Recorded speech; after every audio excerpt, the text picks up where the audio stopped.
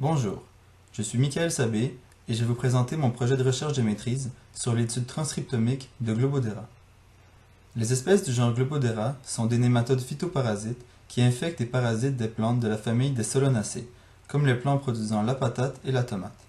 Ils causent chaque année des milliards de dollars en pertes. Chaque espèce de Globodera possède une virulence différente ainsi que des autres résistants à leurs attaques, mais on y reviendra plus tard. Mon projet vise l'étude de 8 espèces: Globodera rostokiensis, race R01 à R05, Globodera pallida, race PA2 et PA3, ainsi que Globodera ellingtoni. Ici, la larve de stade juvénile se dirige vers la racine d'une plante susceptible. Lorsqu'elle y arrive, elle pénètre la racine afin de s'y nourrir.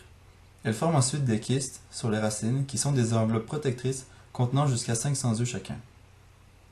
Si l'on regarde de plus près le mécanisme d'infection, la larve se sert de protéines que l'on appelle les effecteurs, qui l'aident à pénétrer la racine. Puis, elle atteint une cellule appropriée où elle pourra établir un site de nutrition, encore une fois à l'aide d'effecteurs. Elle se nourrit des nutriments dans la cellule en faisant rentrer plus de sucre qu'à la normale. Les effecteurs diffèrent légèrement entre les espèces de Globodera. Ainsi, ces différences pourraient expliquer pourquoi certaines espèces peuvent infecter des cultivars, mais pas un autre.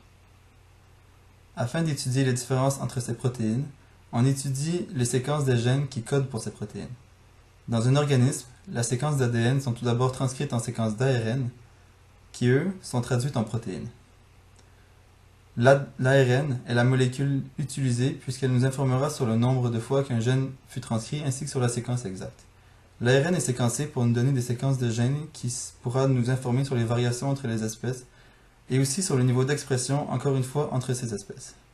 Ces données nous donneront, on l'espère, la réponse à savoir ce qui rend une espèce plus virulente qu'une autre et nous aidera à trouver une solution pour ce parasite. Merci d'avoir écouté mon vidéo, j'espère que ça vous a donné l'envie d'en connaître davantage sur la recherche en phytoprotéines.